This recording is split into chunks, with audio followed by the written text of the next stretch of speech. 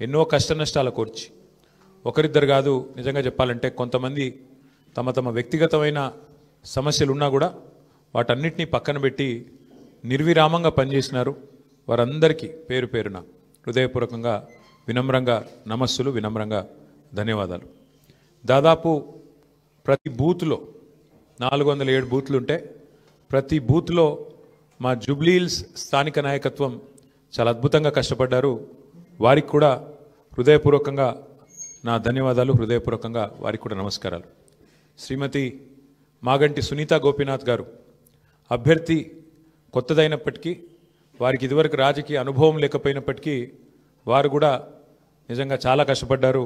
చాలా పెద్ద ఎత్తున వారు కూడా మరి పోరాటం కూడా చేసినారు. చివరి రోజు మరి ఏ రకంగా వారు పోరాడినారో మీరు అందరూ కూడా చూశారు. వారికి కూడా నా అభినందనలు. ఎందుకంటే కొత్త అభ్యర్థి అయినప్పటికీ ఎక్కడా కూడా ప్రత్యర్థి, ముఖ్యంగా అధికార పార్టీ అయినప్పటికీ, అధికార యంత్రాంగం మొత్తం ఉన్నప్పటికీ వారు కూడా మొక్కవోని ధైర్యంతో కొట్లాడినారు. సునీత గోపీనాథ్ గారికి మనస్ఫూర్తిగా నా అభినందనలు. అట్లాగే బీఆర్ఎస్ పార్టీకి మరి ఓటేసిన జూబ్లీహిల్స్ ప్రజలకి మరి చివరి ఓటింగ్ శాతం ఇంకెంత తెలియదు, బట్ చాలా గణనీయంగా గౌరవప్రదంగా మా పార్టీకి కూడా ఓట్లు వచ్చినాయి. మరి మాకు ఓటేసిన జూబ్లీహిల్స్ ప్రజలందరికీ కూడా పేరు పేరున వారికి కూడా కృతజ్ఞతలు. సరే, సహజంగానే ఒక రాజకీయ పార్టీగా ఎన్నికల్లో దిగినప్పుడు గెలుస్తామనుకొని దిగుతాం, గెలుస్తామనుకొని కొట్లాడతాం, గెలవాలని కొట్లాడతాం. అట్లనే కొట్లాడినాం. గత 2 ఏళ్లుగా బీఆర్ఎస్ పార్టీ ప్రధాన ప్రతిపక్ష పార్టీగా తన పాత్రను అద్భుతంగా పోషించింది. ప్రజా సమస్యలను మరి కేంద్రంగా చేసుకొని ప్రజల వాదనను, ప్రజల వేదనను ఇవాళ ప్రభుత్వం ముందు పెట్టడంలో, అది శాసనసభలో అయితేనేమి, ప్రజాక్షేత్రంలో అయితేనేమి, సోషల్ మీడియాలో అయితేనేమి చాలా బలంగా బీఆర్ఎస్ పనిచేస్తున్నది. మా పని ఇట్లాగే భవిష్యత్తులో కూడా కొనసాగుతూనే ఉంటుంది. ఎందుకంటే ఈ ఉప ఎన్నికల్లో కూడా మేము నిజాయితీగా కొట్లాడినాం. ప్రజా సమస్యలనే కేంద్ర బిందువుగా చేసుకొని, ప్రజలనే ఎజెండాగా చేసుకొని ఎన్నికల్లో డెఫినెట్గా చిత్తశుద్ధితో నిజాయితీగా మేము కొట్లాడినాం. మీకు తెలుసు ఎట్లా ఎన్నికలు జరిగినాయో కూడా అందరూ చూసినారు, నేను చెప్పక్కర్లేదు ప్రత్యేకంగా.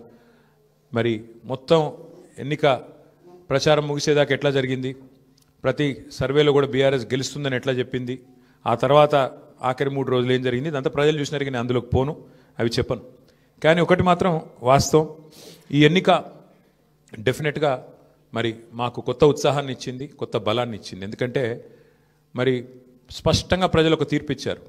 ఈ రాష్ట్రంలో ప్రత్యామ్నాయం కేవలం బీఆర్ఎస్ మాత్రమే. ఇంకా అది అందులో అనుమానమే లేకుండా ఖచ్చితంగా ఈ ప్రభుత్వం ఏదైతే పనిచేస్తుందో వారికి ప్రత్యామ్నాయంగా పోరాడుతున్న ఒకే ఒక్క పార్టీ బీఆర్ఎస్ అనే మాట స్పష్టంగా ప్రజలు చెప్పారు. డెఫినెట్గా దాన్ని కూడా మేము మాకు ఒక సానుకూల అంశంగానే తీసుకుంటా ఉన్నాం. సరే, ఇక ఈ ఎన్నికల్లో ఏ రకంగా అధికార యంత్రాంగం మోహరించింది, ఏ రకంగా వారు పనిచేశారు, ఇవన్నీ కూడా మీ కళ్ళ ముందున్నాయి. నేను వాటి విషయంలోకి ఎక్కువగా పోను. 2014 నుంచి 2023 మధ్యన కూడా చాలా ఉప ఎన్నికలు మన రాష్ట్రంలో జరిగినాయి. దాదాపు 7 ఉప ఎన్నికలు జరిగినాయి. ఈ 7 ఉప ఎన్నికలు పాలేరు కానీ, నారాయణ్ ఖేడ్ కానీ, హుజూర్ నగర్ కానీ, దుబ్బాక కానీ, నాగార్జున సాగర్ కానీ, హుజూరాబాద్ కానీ, మునుగోడు కానీ, ఈ అన్ని ఉప ఎన్నికల్లో మీరు ఆ రోజు కనుక గమనించినట్టయితే అప్పటి ప్రతిపక్ష పార్టీ కాంగ్రెస్ పార్టీ, ప్రధాన ప్రతిపక్ష పార్టీ, ఒక్క ఉప ఎన్నికల్లో కూడా గెలవలేదు. 7 ఉప ఎన్నికల్లో మేము దాదాపు అన్ని గెలిచాం. దాదాపు 5 గెలిచాం, ఒక 2 ఓడిపోయాం.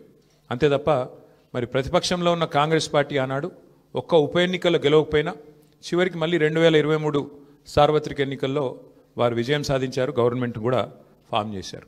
అట్లాగే మధ్యలో జిహెచ్ఎంసీ ఎన్నికలు వస్తే కూడా, గ్రేటర్ హైదరాబాద్ కార్పొరేషన్ ఎన్నికల్లో కూడా మరి ప్రతిపక్షంలో ఉన్న కాంగ్రెస్ పార్టీకి ఆనాడు కేవలం 1-2 కార్పొరేటర్ సీట్లు వచ్చిన విషయం కూడా ఒక్కసారి గమనంలోకి తీసుకోవాలని చెప్పి కూడా నేను కోరుతా ఉన్నా. అట్లాగే ఈ ఎన్నికల్లో ముఖ్యంగా ప్రజల తరపున వాదన బలంగా వినిపించగలిగాం. ఎన్నికల ఎజెండాను ఖచ్చితంగా నిర్దిష్టంగా బలంగా ప్రతిపక్షంగా మేమే సెట్ చేయగలిగాం. ప్రజా సమస్యలను ప్రధానంగా 6 గ్యారంటీల అమలులో ప్రభుత్వ వైఫల్యాన్ని బలంగా ప్రజల్లోకి తీసుకొని పోయాం. 6 గ్యారంటీల విషయంలో ప్రభుత్వం చేసిన మోసాన్ని తీసుకొని పోయాం. హామీల ఎగవేతను బాకీ కార్డుల రూపంలో ప్రధాన చర్చగా చేయగలిగాము. ఇది బీఆర్ఎస్ సాధించిన విజయంగా మేము భావిస్తూ ఉన్నాం. అట్లాగే మేము అనవసరపు అంశాల జోలికి పోలేదు. కులము, మతము వీటి పేరు మీద డైవర్షన్ రాజకీయాలు చేయలేదు. బూతులు అస్సలు మాట్లాడలేదు. ఆఖరికి ప్రభుత్వంలో ఉన్నవాళ్ళు ఫ్రస్ట్రేట్ అయిపోయి బూతులు మాట్లాడినా మేము మాత్రం బూతులు మాట్లాడలేదు, కేవలం ప్రజా సమస్యల గురించే మాట్లాడాం. చాలా హుందాగా ఈ ఎన్నికల్లో కొట్లాడినామని చెప్పి నేను అనుకుంటా ఉన్నా. అట్లాగే జనాలకు అవసరమైన పాయింట్లు, ప్రజలకు అవసరమైన పాయింట్లను మాత్రమే చర్చకు పెట్టాం. కాంగ్రెస్ బీజేపీ ఎన్ని రకాలుగా మమ్మల్ని కవ్వించే ప్రయత్నం చేసినా సంయమనం కూడా పాటించాం. అట్లాగే మేమేం చేశాము, ఎందుకంటే ఒక 10 ఏళ్ళు ప్రభుత్వాన్ని నడిపిన ఒక జవాబుదారీ పార్టీగా, ఒక బాధ్యత గల ప్రతిపక్షంగా 10 ఏళ్ళు మీరు ఏం చేశారు జూబ్లీహిల్స్ కంటే 5,328 కోట్లతో అభివృద్ధి సంక్షేమ కార్యక్రమాలు చేశామని చెప్పి లెక్కల హితంగా, లెక్కల సహితంగా మరి ప్రజల ముందు పెట్టాము. చాలా పారదర్శకంగా పనిచేశామని చెప్పి ఎన్నికలు కూడా పోయినాం. అట్లాగే కాంగ్రెస్ ఎగ్గొట్టిన వాటిని కూడా లెక్కలతో సహా ఇంటింటికి తీసుకొని పోయాం బాకీ కార్డుల ద్వారా. అట్లాగే ప్రజా సమస్యలు, బస్సు ఛార్జీల పెంపు మీద నిరసన చెప్పాము. బస్తీ దవాఖానాలు విజిట్ చేసి ప్రభుత్వ యంత్రాంగంలో చలనం తీసుకొచ్చాము. హైడ్రా విధ్వంసం మీద, ప్రభుత్వంలో ఉన్న పెద్దల ద్వంద్వ ప్రమాణాల మీద, డబుల్ స్టాండర్డ్స్ మీద కూడా ప్రభుత్వాన్ని ఎండగట్టగలిగాం. ఆటో అన్నుల సమస్యలను కూడా ప్రభుత్వం దృష్టికి తీసుకురాగలిగినాం. వాళ్ళ తరపున కూడా గట్టిగా మాట్లాడినాం. హైదరాబాద్లో రోడ్ల దుస్థితి విషయంలో కూడా ప్రభుత్వాన్ని కదిలింపజేయగలిగినాం. శాంతి భద్రతల విషయంలో కూడా మా నిరసన గట్టిగా చెప్పాం. ఈ రకంగా ప్రజా సమస్యలనే కేంద్ర బిందువుగా మా పార్టీ ఎన్నికల ప్రచారాన్ని చాలా హుందాగా నిర్వహించింది. తద్వారా ప్రభుత్వం కూడా మాట్లాడక తప్పని అనివార్యత కల్పించాం. చివరికి 2 ఏళ్లలో ఒక్కసారి కూడా మరి సమీక్ష చేయని ముఖ్యమంత్రి గారు ఆఖరి ఎలక్షన్ ముందు రోజు 6 గ్యారంటీల మీద సమీక్ష చేయక తప్పని పరిస్థితి కూడా వచ్చింది అంటే ముమ్మాటికి అది బీఆర్ఎస్ విజయమే. అట్లాగే 2 ఏళ్లుగా మైనారిటీకి మంత్రివర్గంలో స్థానం లేదు. బీఆర్ఎస్ ఏదైతే మరి మంత్రివర్గంలో ఇట్లా మైనారిటీలకు స్థానం లేదు, ఒక ఎంపీ లేరు, ఎమ్మెల్యే లేరు, ఎమ్మెల్సీ లేరు అని గట్టిగా మాట్లాడితే చివరికి అనివార్యంగా అజారుద్దీన్ గారికి మంత్రి పదవి ఇయ్యక తప్పని అనివార్యత కల్పించింది కూడా ఖచ్చితంగా మా యొక్క ఎన్నికల ప్రచార సరళి. తప్పకుండా ప్రధాన ప్రతిపక్షంగా మరి మా బాధ్యత మేము నిర్వర్తించినాం. సరే, సహజంగానే ఒకటి మాత్రం ఉంది, గెలుపు ఓటములు పెద్దలు కేసీఆర్ గారు ఎప్పుడు చెప్తుంటారు, గెలవాల్సింది పార్టీలు కాదు, గెలవాల్సింది ప్రజలు అని. మేము కూడా మనస్ఫూర్తి కోరుకునేది ప్రజాస్వామ్యంలో చర్చ జరగాల్సిందే, మీడియాలో జరగాల్సిందే, బయట జరగాల్సిందే, తప్పకుండా ప్రజల్లో కూడా జరగాల్సిందే. ఈ ఎన్నిక ఎట్లా జరిగింది అనే విషయంలో కూడా చర్చ జరగాలి. ఎందుకంటే ఈరోజు కాదు, మేము 4 రోజుల ముందే చెప్పాం ఎన్ని రకాల అక్రమాలకు కాంగ్రెస్ తెరలేపిందో చెప్పాం. అభ్యర్థి యొక్క సొంత తమ్ముడికి 3 ఓట్లున్న విషయాన్ని మీ ముందు పెట్టాం, ఆధారాలతో సహా మేము స్పష్టంగా మీ ముందు బయట పెట్టాం. ఎన్నికల కమిషన్ అడిగాం, కోర్టుకు పోయాం. ఎన్ని ప్రయత్నాలు చేయాలో అన్ని ప్రయత్నాలు పారదర్శకంగా ఫ్రీ అండ్ ఫెయిర్ ఎలక్షన్ కోసం జరగాలని ప్రయత్నం చేసినాం. షెడ్యూల్ వచ్చిన నాటి నుంచి పోలింగ్ డే దాకా ఏమేం జరిగినాయో, ఎన్ని రకాల అక్రమాలు, ఎన్ని రకాల అవకతవకలు, ప్రలోభాలు, ఎన్ని రకాల ఒత్తిళ్లు, ఇవన్నిటి మీద కూడా చర్చ తప్పకుండా జరగాల్సిందే. ఏదేమైనప్పటికీ సరే, అల్టిమేట్గా ప్రజాస్వామ్యంలో ప్రజా తీర్పు శిరోధార్యం. తప్పకుండా మరి ఇవాళ మేము కూడా ఓట్లేసిన ప్రజలకు ధన్యవాదాలు చెప్తున్నాం. అట్లాగే మిగతా వారికి కూడా మేము విజ్ఞప్తి చేస్తూ ఉన్నాం.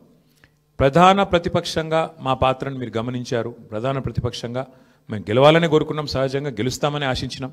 బట్ ఎలాంటి నిరాశ లేదు, మా పని మేము చేసుకుంటూ పోతూనే ఉంటాం.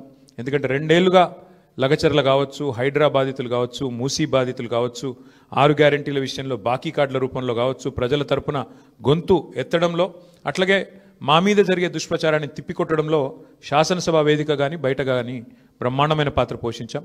రేపటి రోజున కూడా అట్లాగే ముందుకు పోతాం. మరి మా కార్యకర్తలకు కూడా నేను చేసే విజ్ఞప్తి, సన్నద్ధం అవుదాం. అన్ని రకాలుగా ప్రజాక్షేత్రంలో మనం ఈ ప్రభుత్వాన్ని నిలదీయడంలో సఫలమైనాం. ముఖ్యంగా మా సోషల్ మీడియాలో పనిచేసే మా తమ్ముళ్ళు చెల్లెళ్ళకు కూడా నేను హృదయపూర్వకంగా అభినందనలు చెప్తా ఉన్నాను.